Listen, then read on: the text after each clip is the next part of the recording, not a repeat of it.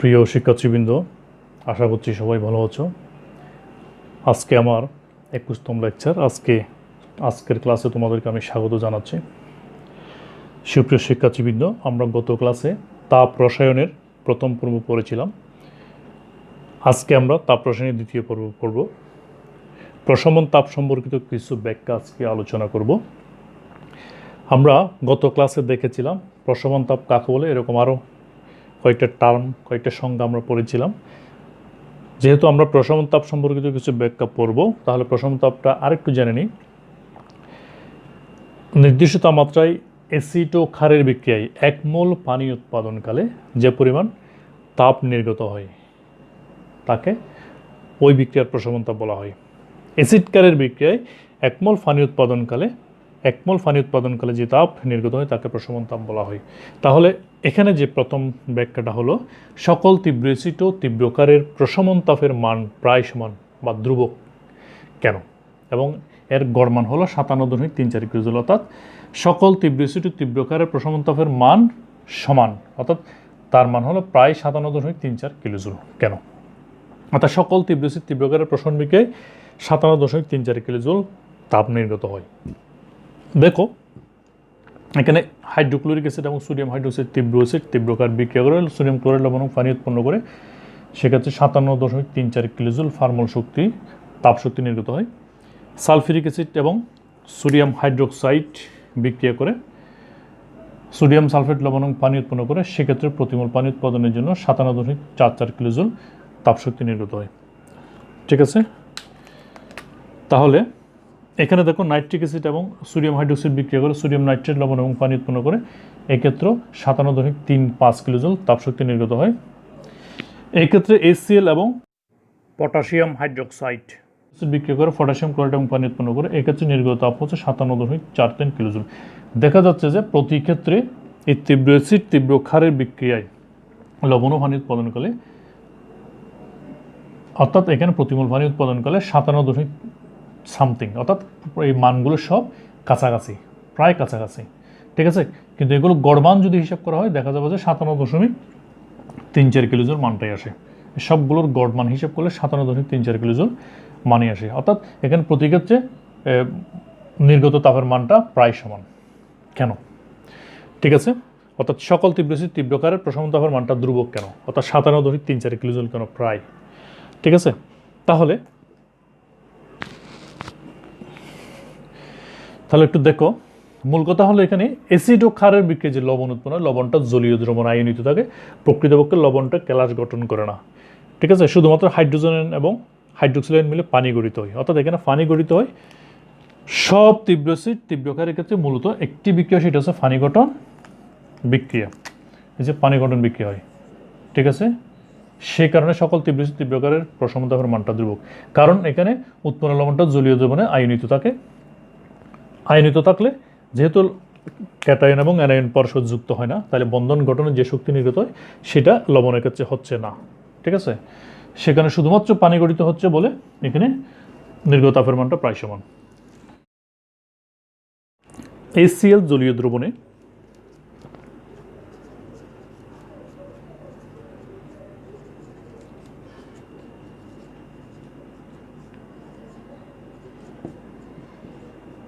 বিয়োজিত হয়ে, অর্থাৎ আয়নিত হবে। HCl জলীয় দ্রবণে আয়নিত হয়ে হাইড্রোজেন এবং ক্লোরাইড উৎপন্ন করে, সোডিয়াম হাইড্রোক্সাইড জলীয় দ্রবণে সম্পূর্ণরূপে আয়নিত হয়ে সোডিয়াম আয়ন এবং হাইড্রোক্সাইড উৎপন্ন করে।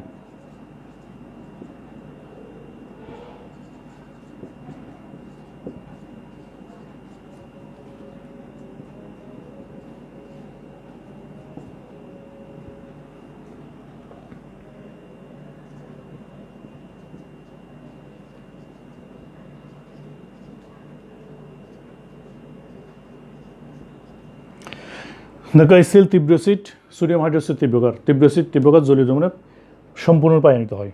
তাহলে HCl সম্পূর্ণরূপে আয়নিত হয়ে H+ আয়ন এবং ক্লোরাইড তৈরি করেছে, এবং সোডিয়াম হাইড্রোক্সাইড জলীয় দ্রবণে সম্পূর্ণরূপে আয়নিত হয়ে সোডিয়াম আয়ন এবং হাইড্রোক্সাইড দিয়েছে। এখানে দেখো, এখান থেকে সোডিয়াম আয়ন এবং ক্লোরাইড মিলে সোডিয়াম ক্লোরাইড লবণ হয়, কিন্তু প্রকৃতপক্ষে সোডিয়াম আয়ন এবং ক্লোরাইড যুক্ত হয়ে সোডিয়াম ক্লোরাইড কেলাস গঠন করে না, অর্থাৎ এখানে সোডিয়াম ক্লোরাইড এবং অর্থাৎ এই সোডিয়াম ক্লোরাইড যে লবণটা উৎপন্ন হয় সেটা জলীয় দ্রবণে আয়নিত থাকে। সোডিয়াম আয়ন এবং ক্লোরাইড আয়ন আয়নিত থাকে, তারা পরস্পর সংযুক্ত হয়ে ক্যালাস গঠন করে না। ঠিক আছে, ফলে এই ক্ষেত্রে নির্গত তাপের মানটা হিসেবে আসে না। ঠিক আছে, এখানে শুধুমাত্র এই হাইড্রোজেন আয়ন এবং হাইড্রোক্সিল আয়ন যুক্ত হয়ে পানি গঠন করে। তাহলে আমরা জানি বন্ধন গঠন শক্তি নির্গত হয়, যেহেতু ক্যাটায়ন এবং আয়ন যুক্ত হয়ে ক্যালাস গঠন করছে না, শুধুমাত্র হাইড্রোজেন এবং হাইড্রোক্সিল আয়ন যুক্ত হয়ে পানি গঠন করে। সে কারণে সকল তীব্র অ্যাসিড এবং তীব্র ক্ষারের ক্ষেত্রে এই উৎপন্ন লবণটা ঠিক এভাবে আয়নিত থাকবে, শুধুমাত্র হাইড্রোজেন আয়ন এবং হাইড্রোক্সিল আয়ন মিলে পানি হয়ে যাবে। অর্থাৎ সকল তীব্র অ্যাসিড তীব্র ক্ষারের ক্ষেত্রে এই বিক্রিয়াটাই ঘটবে। তাহলে সকল তীব্র অ্যাসিড এবং তীব্র ক্ষারের ক্ষেত্রে যেহেতু একই বিক্রিয়া ঘটে, তাই সকল তীব্র অ্যাসিড তীব্র ক্ষারের প্রশমন তাপের মান সমান, অর্থাৎ ধ্রুবক, প্রায় অর্থাৎ তার মান প্রায় -57.34 কিলোজুল হয়। সুপ্রিয় শিক্ষার্থী, আশা করি বুঝতে পেরেছো। এটা খ নম্বরে আসে, আবার এই পরবর্তী যে ব্যাখ্যা দুইটা দেবো সেগুলোর সাথে একসাথে আবার গগত আসতে পারে। প্রিয় শিক্ষার্থীবৃন্দ, দ্বিতীয় ব্যাখ্যাটি হলো অ্যাসিড ক্ষারের যে কোনো একটা যদি মৃদু হয় তাহলে প্রশমন তাপের মানটা ধ্রুবক মানের চেয়ে কমে যায়। ঠিক আছে, এই যে ধ্রুবক মান হলো -57.34 কিলোজুল পার মোল। কিন্তু আমরা কিছুক্ষণ আগে যেটা পড়েছি, তীব্র অ্যাসিড এবং তীব্র ক্ষারের প্রশমন তাপের মানটা ধ্রুবক এবং তা -57.34 কিলোজুল পার মোল প্রায়। ঠিক আছে, কিন্তু অ্যাসিড এবং ক্ষারের যে কোনো একটা যদি দুর্বল হয় তাহলে প্রশমন তাপের মানটা ধ্রুবক মানের চেয়ে কমে যায়, অর্থাৎ -57.34 কিলোজুল থেকে কমে যায়। এর কারণ কি সেটা আমরা দেখব। তাহলে দেখো, যেমন মৃদু অ্যাসিড, যেমন অ্যাসিটিক অ্যাসিড ও তীব্রকার সোডিয়াম হাইড্রোক্সাইডের প্রশমন তাপের মান ধ্রুবক মান, অর্থাৎ -57.34 কিলোজুল থেকে কম হয় কেন? মৃদু অ্যাসিড যেমন অ্যাসিটিক অ্যাসিড ও সোডিয়াম হাইড্রোক্সাইড ও তীব্রকার সোডিয়াম হাইড্রোক্সাইডের প্রশমন তাপের মান ধ্রুবক মানের চেয়ে কম হয় কেন? ঠিক আছে, তাহলে দেখো এখানে অ্যাসিটিক অ্যাসিড এবং সোডিয়াম হাইড্রোক্সাইড বিক্রিয়া করে সোডিয়াম অ্যাসিটেট লবণ উৎপন্ন করেছে এবং পানি উৎপন্ন করেছে। এক্ষেত্রে নির্গত তাপের মান হচ্ছে 55.14 কিলোজুল পার মোল। তাহলে 57 থেকে কমে 55.14 কিলোজুল পার মোল হলো কেন? তাহলে এটা থেকে এটা 2.2 কিলোজুল কম। তাহলে 57.34 কিলোজুল থেকে কমে 55.14 কিলোজুল হলো কেন? বাকি তাপটা কোথায় গেল? ঠিক আছে, দেখো তাইলে অ্যাসিটিক অ্যাসিড একটি মৃদু অ্যাসিড, তাই এটি জলীয় দ্রবণে অতি অল্প পরিমাণে বিয়োজিত হবে। ঠিক আছে, উপমুখে চিহ্ন দিলাম যেহেতু এটা মৃদু অ্যাসিড, জলীয় দ্রবণে অতি অল্প বিয়োজিত হয়।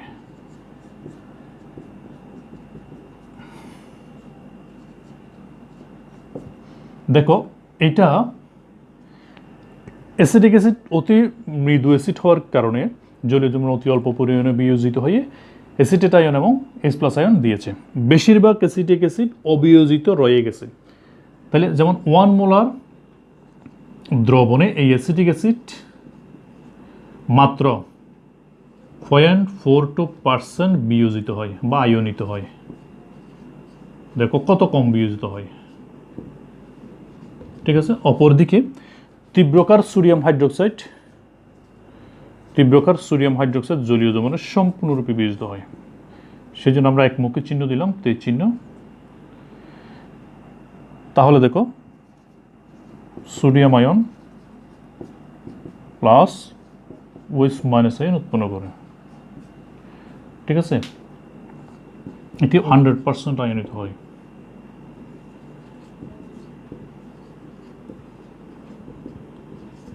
ঠিক আছে, আর সোডিয়াম হাইড্রোক্সাইড তীব্রকার হওয়ার কারণে জলীয় দ্রবণে সম্পূর্ণ পানি হয়ে সোডিয়াম আয়ন এবং প্রচুর পরিমাণে OH- আয়ন দিয়েছে, হাইড্রোক্সিল আয়ন দিয়েছে। এখন দেখো এই অ্যাসিটিক অ্যাসিড থেকে আগত H+ আয়ন এবং সোডিয়াম হাইড্রোক্সাইড থেকে আগত হাইড্রোক্সিল আয়ন তারা যুক্ত হয়ে কি উৎপন্ন করে? পানি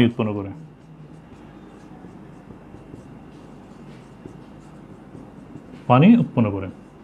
ঠিক আছে, অ্যাসিটিক অ্যাসিড থেকে যে হাইড্রোজেন আয়ন এসেছে সেটি খুব অল্প পরিমাণ, কিন্তু এই দ্রবণে অ্যাসিটিক অ্যাসিড এবং সোডিয়াম হাইড্রোক্সাইডের মিশ্রণে সোডিয়াম হাইড্রোক্সাইড থেকে প্রচুর পরিমাণ OH আয়ন এসেছে। তাহলে অ্যাসিটিক অ্যাসিড থেকে আগত অল্প পরিমাণ H+ আয়ন এবং সোডিয়াম হাইড্রোক্সাইড থেকে আগত প্রচুর পরিমাণ OH আয়নের কিছু অংশ H প্লাস আয়নের সাথে যুক্ত হয়ে পানি গঠন করে। তাহলে দ্রবণে H প্লাস আয়ন যখন শেষ হয়ে যায় তাহলে এই সাম্য অবস্থা অ্যাসিটিক অ্যাসিডের বিয়োজন বিক্রিয়ার সাম্য অবস্থা বিঘ্নিত হয়। ঠিক আছে, অর্থাৎ দাড়িপাল্লার এক পাল্লা থেকে একটা জিনিস যদি আমরা নিয়ে ফেলি তাহলে দাড়িপাল্লার ব্যালেন্সটা নষ্ট হয়ে যাবে। ওই পুনঃ ব্যালেন্স অর্জনের জন্য ওই পাল্লায় আবার কিছু একটা জিনিস দিয়ে ব্যালেন্স করতে হয়। তদ্রুপ এই H প্লাস আয়ন যখন কিছু OH আয়নের সাথে যুক্ত হয়ে পানি হয়ে যায়, অর্থাৎ H প্লাস আয়নটা শেষ হয়ে যায়, তখন এই সাম্যস্ত নষ্ট হয়। তখন পুনঃসাম্য অর্জনের জন্য অ্যাসিটিক অ্যাসিড আবার সামান্য বিয়োজিত হয়ে ওই H প্লাস আয়নটা ফিরিয়ে দেয়। ঠিক আছে, তখন এই আগত আবার নতুন করে বিয়োজিত হওয়ার পরে যে আগত H প্লাস আয়ন আবার OH এর সাথে OH মাইনাস আয়নের সাথে যুক্ত হয়ে আবার পানি উৎপন্ন করে। ঠিক আছে, আবার সাম্যস্ত নষ্ট হয়। তখন আবার অ্যাসিটিক অ্যাসিড সামান্য বিয়োজিত হয়ে আবার H প্লাস আয়ন দেয়, ওই ব্যবহৃত H প্লাস আয়নটা আবার ফিরিয়ে দেয়। ঠিক আছে, যে পরিমাণ H প্লাস আয়ন ছিল আগে সেটা আবার ফিরিয়ে দেয়। তখন H প্লাস আয়ন আবার এখানে হাইড্রোক্সিল আয়ন যুক্ত হয়ে পানি গঠিত হয়। ঠিক আছে, এখানে কিন্তু প্রচুর পরিমাণ হাইড্রোক্সিল আয়ন আছে, H প্লাস আয়ন কম। তখন আবার অ্যাসিটিক অ্যাসিড সামান্য বিয়োজিত হয়ে আবার H প্লাস আয়ন দেয়। তখন সেই H প্লাস আয়ন আবার OH মাইনাস আয়নের সাথে যুক্ত হয়ে পুনরায় পানি হয়ে যায়। এভাবে যতক্ষণ পর্যন্ত অ্যাসিটিক অ্যাসিড সম্পূর্ণরূপে বিয়োজিত না হবে ততক্ষণ পর্যন্ত ক্রমাগত প্রক্রিয়াটা চলতে থাকে। তাহলে এই প্রতিক্রিয়াতে অ্যাসিটিক অ্যাসিডকে ভাঙতে হচ্ছে। ঠিক আছে, এত প্রতিক্রিয়াতে অ্যাসিটিক অ্যাসিডকে ভাঙার জন্য কিছু অতিরিক্ত তাপশক্তি খরচ হয়ে যায়। সেই তাপ শক্তিটা মূলত এই যে পরিমাণ শক্তি নির্গত হওয়ার কথা 57.34 কিলোজুল সেখান থেকে খরচ হয়। ঠিক আছে, অর্থাৎ প্রশমন বিক্রিয়ার নির্গত তাপ থেকে খরচ হয়। তাইলে অ্যাসিটিক অ্যাসিডের প্রতিক্রিয়াতে বিয়োজনের জন্য এই যে 2.2 কিলোজুল তাপশক্তি খরচ হয়ে যায়।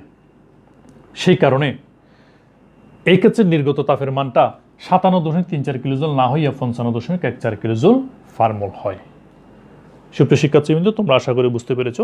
এই ক্ষেত্রে তোমাদের পরীক্ষায় একটা প্রশ্ন আসতে পারে, এগুলো তো গুরুত্বপূর্ণ, এগুলি আসে পরীক্ষায়। এই ক্ষেত্রে অ্যাসিটিক অ্যাসিডের বিয়োজন তাপ কত বা বিয়োজন এনথালপি কত? তাহলে অর্থাৎ অ্যাসিটিক অ্যাসিডের বিয়োজনের ক্ষেত্রে প্রতিক্ষেত্রে যে তাপশক্তিটা খরচ হচ্ছে সেটা হচ্ছে অ্যাসিটিক অ্যাসিডের বিয়োজন এনথালপি, যেমন 2.2 কিলোজুল তাপশক্তি খরচ হচ্ছে এখানে। ঠিক আছে, অর্থাৎ 57.34 কিলোজুল তাপশক্তি নির্গত না হইয়া 55.14 কিলোজুল তাপশক্তি নির্গত হচ্ছে। বাকি 2.2 কিলোজুল তাপশক্তি গেল কই? 57 থেকে 55 বাদ দাও, এটা থেকে এটা বাদ দাও। তাহলে এই 2.2 কিলোজুল তাপশক্তি অ্যাসিটিক অ্যাসিডের বিয়োজনে খরচ হচ্ছে। এটা হচ্ছে অ্যাসিটিক অ্যাসিডের বিয়োজন এনথালপি। ঠিক আছে, সুপ্রিয় শিক্ষার্থীবৃন্দ, আশা করি বুঝতে পেরেছি। প্রিয় শিক্ষার্থীবৃন্দ, এখানে আমরা আরেকটা বিষয় জেনে নিই, সেটা হলো অ্যাসিটিক, অর্থাৎ অ্যাসিড এবং কার দুইটাই যদি মৃদু হয় তখন কি হবে? দেখো, মনে করি এটা হলো অ্যামোনিয়াম হাইড্রোক্সাইড, মৃদু ক্ষার। তাহলে এই জায়গা হয়ে যাবে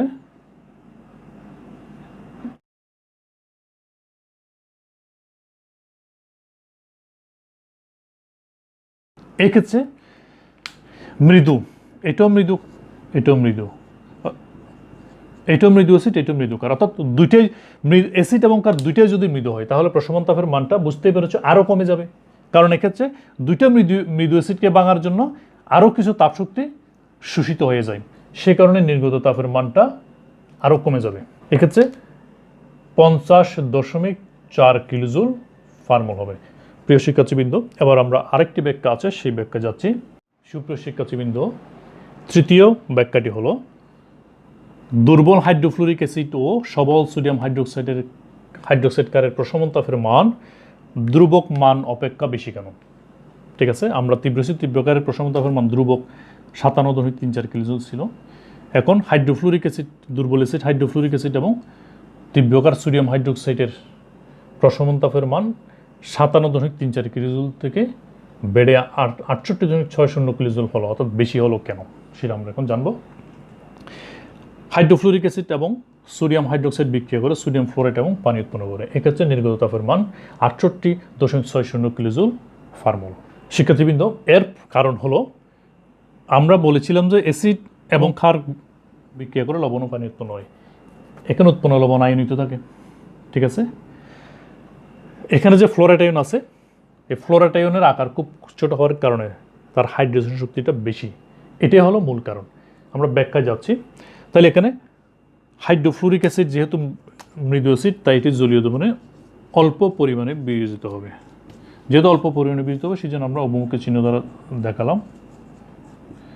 তাহলে ফ্লোরাইড আয়ন এটি মাত্র 2.60% আয়নিত হয়। অপরদিকে তীব্রক্ষার সোডিয়াম হাইড্রোক্সাইড জলীয় দ্রবণে সম্পূর্ণরূপে আয়নিত হয়, 100% আয়নিত হয়।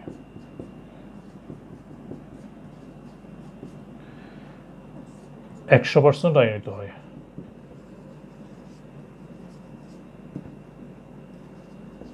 ঠিক আছে, তাহলে এটার ঘটনাটা এরকম হওয়ার কথা ছিল না।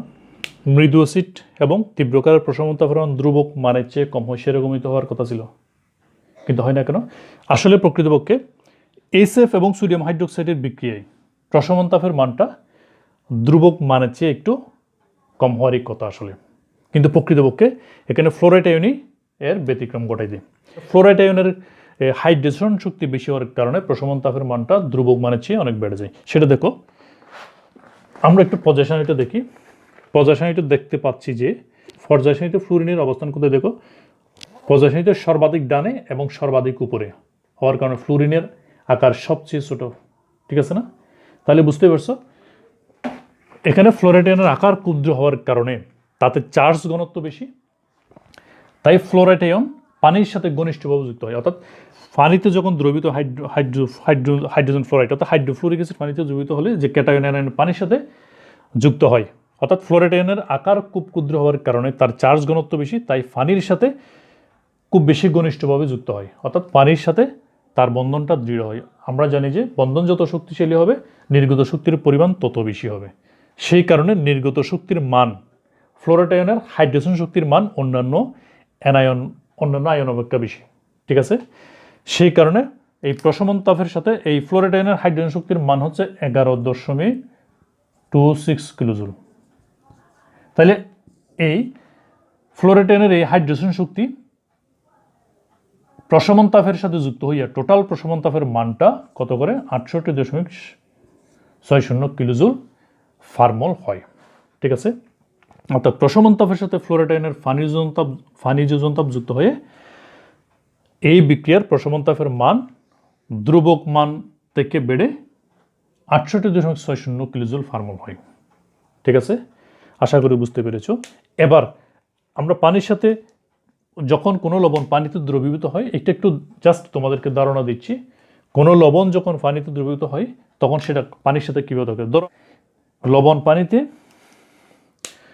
যুক্ত হয়ে কি করে দেখো, অর্থাৎ ক্যাটায়ন এবং অ্যানায়ন তৈরি করে। ক্যাটায়ন এবং অ্যানায়নগুলো পানির সাথে কীভাবে থাকে, ধরো ফ্লোরাইড আয়ন পানির সাথে কীভাবে হাইড্রেটেড হয়ে থাকবে বা পানির সাথে কীভাবে সে যুক্ত হবে। আমরা জানি পানি হচ্ছে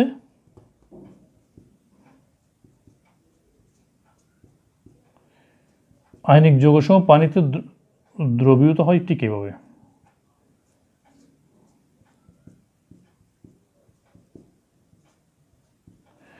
ঠিক আছে, এখানে দেখো আমরা জানি হাইড্রোজেন এই যে ধনাত্মক, পানিতে পোলারিটি আছে আমরা জানি, আংশিক ধনাত্মক চার্জ, হাইড্রোজেন আংশিক ধনাত্মক চার্জ এবং অক্সিজেন আংশিক ঋণাত্মক চার্জ আছে। তাহলে এই আয়নিক যৌগসমূহকে আয়নিক যৌগসমূহ পানিতে ঠিক এভাবে দ্রবীভূত থাকে। ধনাত্মক অংশ, ধনাত্মক হাইড্রোজেন অংশ, অর্থাৎ পানির ধনাত্মক হাইড্রোজেন অংশ ঋণাত্মক ফ্লোরাইড আয়নকে ঘিরে রাখবে। ঠিক আছে, ফ্লোরাইড আয়নের আকার খুব ক্ষুদ্র হওয়ার কারণে, ঠিক আছে, এই পানির সাথে এই ফ্লোরাইড আয়ন খুব ঘনিষ্ঠভাবে যুক্ত হবে, অর্থাৎ পানির সাথে ফ্লোরাইড আয়নের বন্ধনটা দৃঢ় হবে, সেই জন্য নির্গত তাপের পরিমাণও বেশি।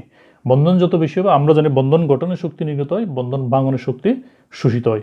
যেহেতু ফ্লোরাইড আয়নের সাথে পানির একটা বন্ধন গঠিত হচ্ছে এবং বন্ধনটা দৃঢ় অন্যান্য আয়ন অপেক্ষা, সেই জন্য এখানে নির্গত তাপের মানও বেশি। সেই ফ্লোরাইড আয়নের এটাকে আমরা ওই যে ক্যাটায়ন বা অ্যানায়ন পানির সাথে যে যুক্ত হয় এই সময় যে শক্তি নির্গত করে এটাকে আমরা হাইড্রেশন শক্তি বলি। ঠিক আছে কিনা? তাইলে এই ফ্লোরাইড আয়নের হাইড্রোজেন শক্তি এই প্রশমন তাপের সাথে যুক্ত হয়ে টোটাল প্রশমন তাপের মানটা ধ্রুবক মান 57.34 কিলোজুল থেকে বেড়ে 68.64 কিলোজুল ফার্মল হয়। প্রিয় শিক্ষার্থীবৃন্দ, বুঝতে পেরেছ আশা করি। আজকে তাহলে এতটুকুই। তোমরা যারা আমার এই ক্লাসটি দেখেছো তোমাদের সবাইকে ধন্যবাদ জানাচ্ছি এবং আগামী ক্লাস দেখার আমন্ত্রণ জানাচ্ছি। তোমাদেরকে আরেকটা জিনিস জানিয়ে রাখি, এই যে আজকে 3টা ব্যাখ্যা বললাম, এগুলো পরীক্ষায় প্রায় সময় আসে, ঠিক আছে? এগুলো তোমরা একটু দেখে নিবে। প্রিয় শিক্ষার্থীবৃন্দ, সৃষ্টিকর্তার কাছে প্রার্থনা করি তোমরা যেন সবাই সুস্থ থাকো, ভালো থেকো।